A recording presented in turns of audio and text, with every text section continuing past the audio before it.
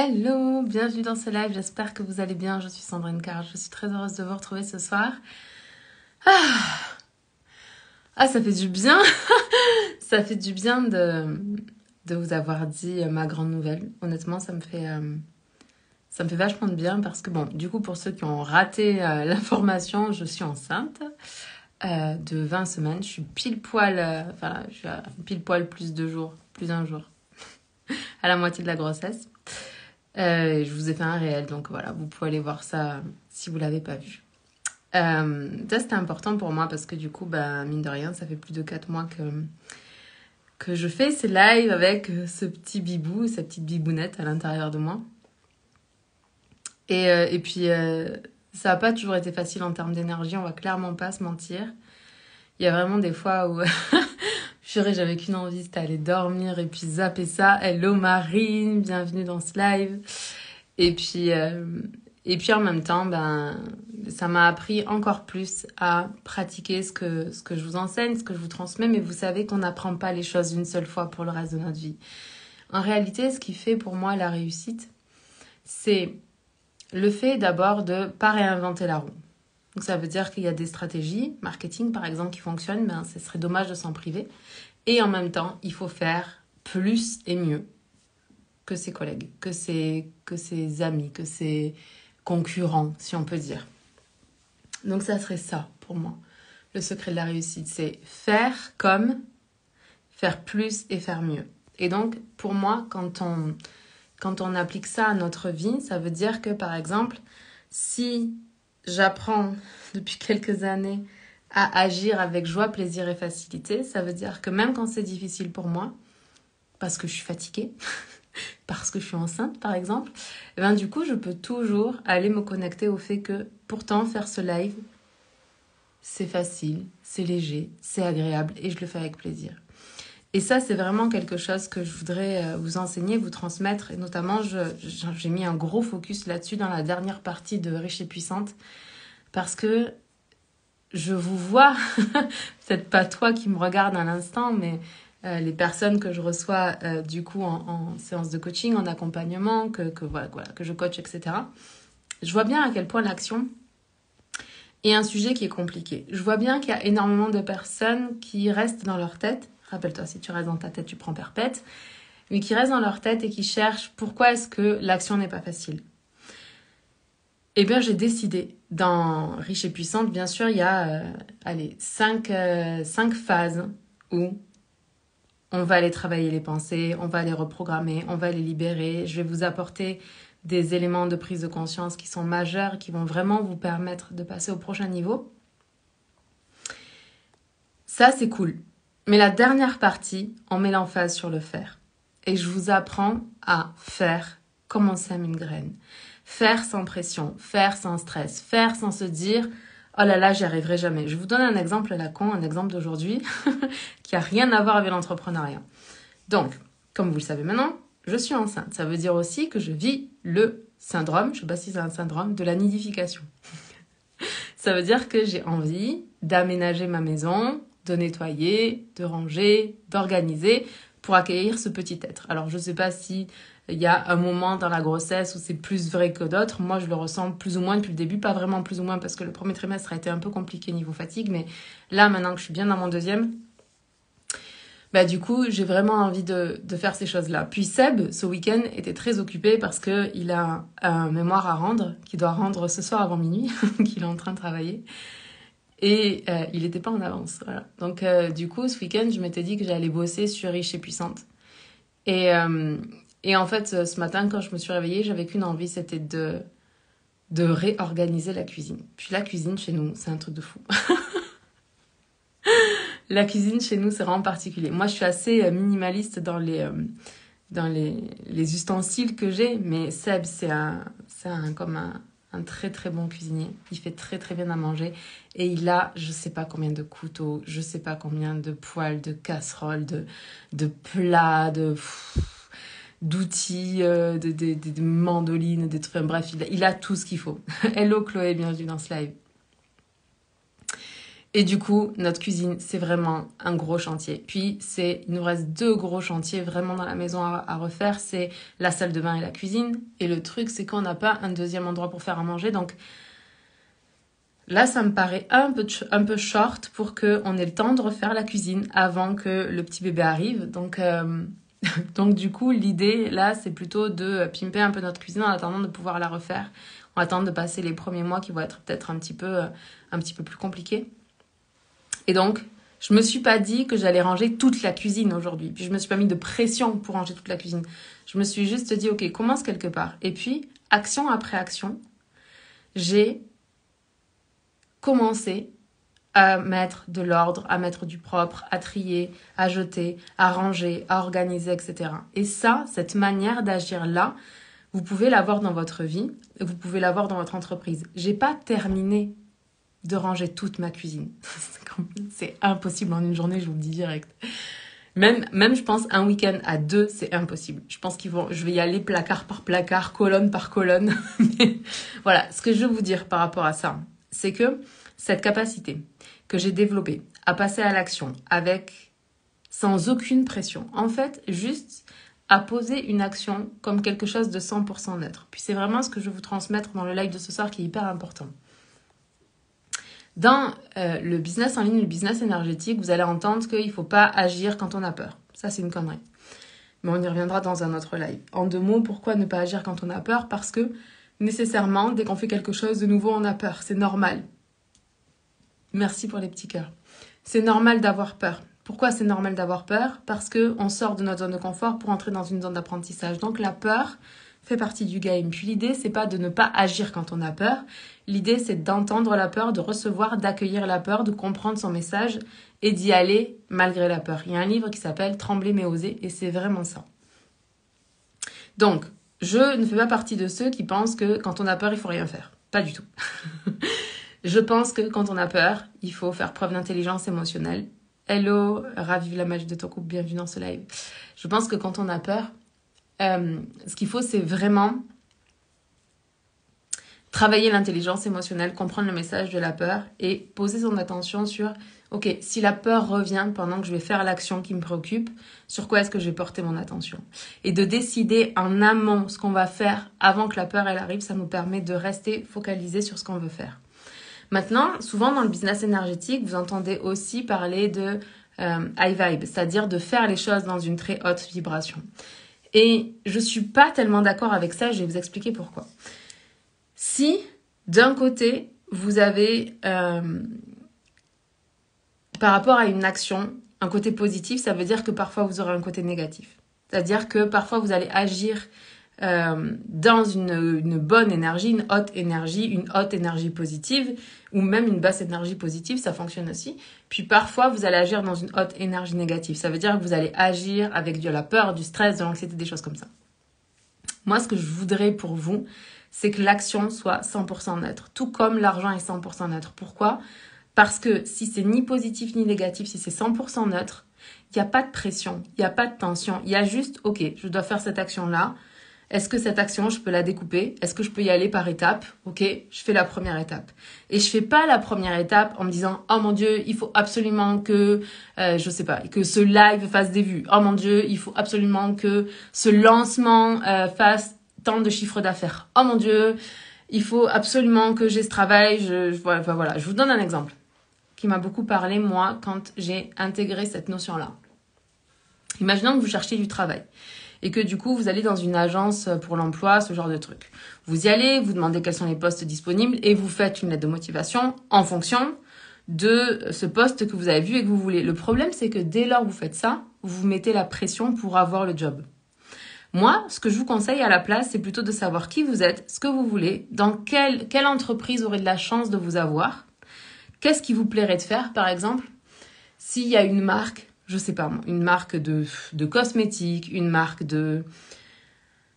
chaîne alimentaire, une marque de vêtements de sport, un sport en particulier, quelque chose que vous pratiquez déjà, que vous aimez déjà dans votre vie, quelque chose, tout ce qu'il y a dans toutes les entreprises que vous allez rejoindre, les gens vendent forcément des choses, même s'ils vendent du service par exemple. Si vous adorez le développement personnel et le coaching, ben, ça va être beaucoup plus facile de vendre du développement personnel et du coaching. Vous comprenez? Donc l'idée, et puis vous serez enthousiaste à l'idée d'aller au travail, etc., etc. Donc l'idée, c'est de réfléchir avant à quels sont vos talents, quelles sont vos forces, de quelle manière est-ce que vous allez contribuer dans une entreprise. Genre si le patron, il vous prend vous et pas quelqu'un d'autre, qu'est-ce qui gagne à vous prendre vous et pas quelqu'un d'autre? Puis à écrire la lettre en amont, en ciblant pas une entreprise spécifique, mais un corps d'activité par exemple. Et ensuite, vous prenez cette lettre, vous en écrivez une, vous la recopiez 10 fois par exemple, puis vous allez aller la poster ou vous allez la déposer dans des magasins, dans des entreprises, peu importe. La différence entre le fait de faire ça sans pression et de le faire une fois qu'on sait qu'un post est libre, c'est l'énergie qu'on met derrière, la pression qu'on va s'infliger. Quand on écrit, par exemple, une lettre... Hello Céline, bienvenue dans ce live. Quand on écrit une lettre, par exemple, pour avoir un job, et qu'on met de la pression sur le fait d'avoir ce travail-là, en fait, quand on écrit, la personne, elle ressent ça. C'est-à-dire que vous allez utiliser des mots spécifiques, puis la personne, elle va sentir que, ok, cette personne, elle n'est pas confiante, ou cette personne, elle a peur de ne pas avoir le job, etc. Puis si votre lettre, elle dit, voilà, je m'appelle Sandrine, ça fait 17 ans que j'évolue dans le domaine de la psychologie, du développement personnel et des neurosciences et de la psychologie positive. Puis j'adore votre entreprise et voilà, je voudrais postuler pour un poste de blablabla, j'en sais rien. Quand on se présente comme ça, voyez bien qu'on fait preuve de beaucoup plus de leadership. On assume qui on est, on assume nos forces, nos talents, nos connaissances, nos compétences et on les met au service d'une entreprise. Et ça, c'est complètement différent que de dire « je vous en supplie, prenez-moi ». Ok ? Donc maintenant, si on ramène ça à l'entrepreneuriat, ça veut dire quoi? Ça veut dire que si vous arrivez à agir exactement comme vous semez des graines, en ayant 100% confiance que la graine va germer. Peut-être que toutes les graines ne germeront pas, certaines ne germeront pas, je vais vous parler trop vite, mais pour la plupart, elles vont finir par germer. Du coup, votre attention, elle n'est pas sur quand est-ce que ça va germer, et il faut absolument que ça germe, mais plutôt sur, ok, j'ai 100% confiance que toutes les actions que je fais, tôt ou tard, elles finissent par payer. Quand vous faites les actions de cette manière-là, vos résultats, ils sont énormes derrière. Mais si à chaque action que vous devez faire, vous mettez la pression, parce qu'il faut absolument faire cette action-là, parce que vous avez peur, parce que vous êtes stressé, parce que vous devez y mettre de la bonne énergie, parce que je ne sais pas encore tout ce que vous dites quand vous devez passer à l'action, ben vous compliquez juste le processus de manifestation. Et c'est vraiment ce que j'avais envie de vous dire dans ce live. Donc, pour répondre à une question que j'ai reçue plusieurs fois, comment j'ai fait pour faire des lives alors que j'étais enceinte et que j'étais fatiguée? Ben, j'ai juste fait ça. J'ai juste fait un live après l'autre. Pas comme si c'était le live qui allait changer le reste de ma vie. Pas comme il faut absolument que ce live fasse des vues, il faut absolument qu'il y ait du monde sur mon live, il faut absolument que les bonnes personnes entendent mon message. Je fais 100% confiance que chaque live va toucher la personne qu'il a besoin de toucher. Peut-être que c'est ce soir pour celui-là, peut-être que ce sera demain, peut-être que ce sera dans 10 jours, peut-être que ce sera dans 10 ans, je m'en fous. Je le fais pas pour que le live ait un impact. Je fais le live parce que j'ai dit que j'allais faire 365 jours de live. Point. Et que je me suis dit que j'allais faire 365 jours de live avec joie, plaisir et facilité. J'ai posé cette intention-là. Maintenant, quand je viens le faire, je me dis pas « Oh mon Dieu, il faut absolument que je le fasse avec joie, plaisir et facilité ». Non, juste c'est l'intention que j'ai posée au départ. Donc l'intention m'accompagne de toute façon à chaque fois que je viens en live avec vous. Donc la seule chose que je dois faire, c'est juste me concentrer sur « Ok, quel est le message que j'ai envie de passer ce soir ?» Passer le message et faire confiance que la personne qui a besoin d'entendre ce message, elle le recevra. Peut-être maintenant, peut-être dans 10 ans, peu importe. Moi, aujourd'hui, j'ai juste posé un caillou. Vous comprenez? Et demain, je poserai un autre caillou. Et le jour d'après, un autre caillou. Et le jour d'encore après, un autre caillou. Et à un moment donné, il y a quelqu'un qui va suivre ce chemin et ça va l'emmener là où il a envie d'aller. C'est tout.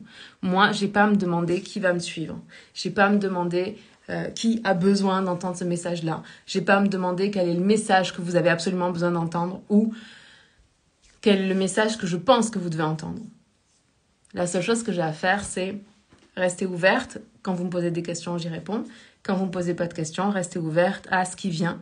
faire confiance que ce qui vient est la bonne chose, dire ce que j'ai à dire, fermer mon live, aller vivre ma vie.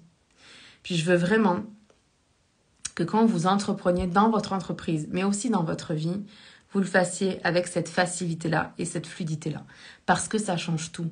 Ça change vos résultats, ça change votre qualité de vie, ça change votre développement personnel, ça change votre développement professionnel. Parce que vous allez faire quelque chose, comme tout le monde. A priori, faire un live aujourd'hui, c'est quand même de plus en plus courant.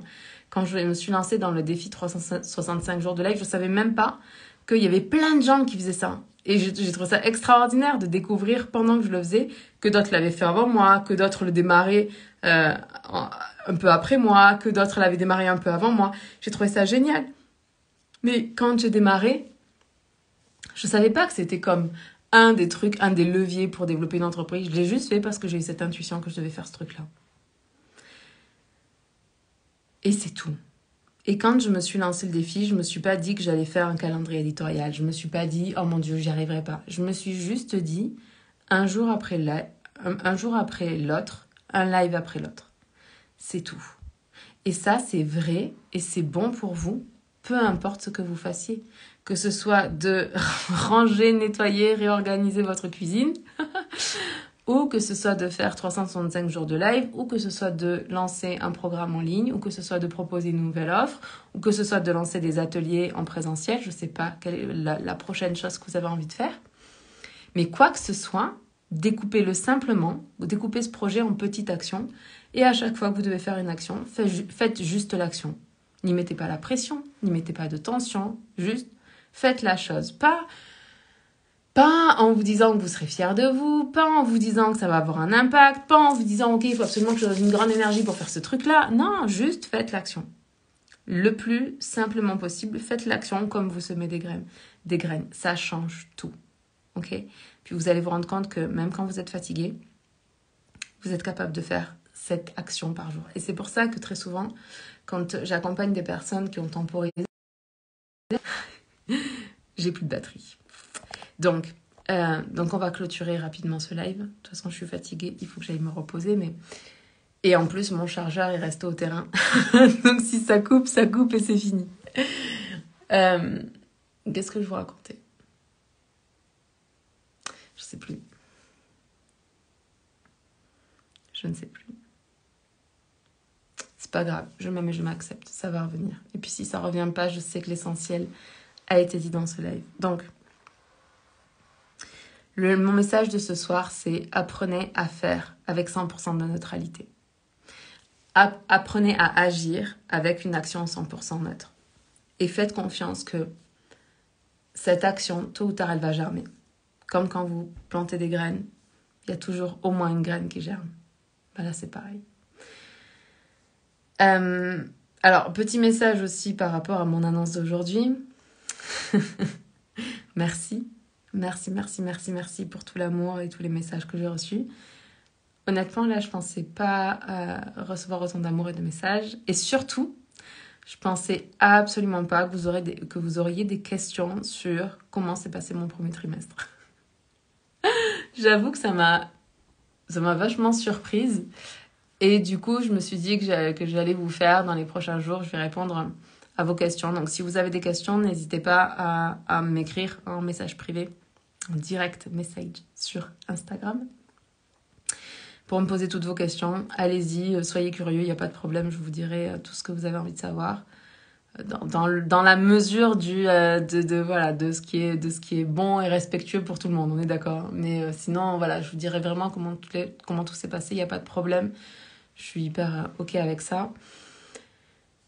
Et voilà, et donc merci. Hello Anne-Josie. On se parle bientôt, je suis en train de terminer ma belle mon live. Donc merci pour tous vos beaux messages suite à Montréal, pour l'annonce de ma grossesse. Et puis je répondrai du coup à toutes les questions que vous avez. Je pense que je ferai peut-être une boîte à questions, un truc du genre là. Merci pour les petits cœurs. Pour que vous puissiez me poser toutes vos questions. Et puis je ferai un live dédié à ça. Et voilà, je vous aime, je vous embrasse et on se parle demain.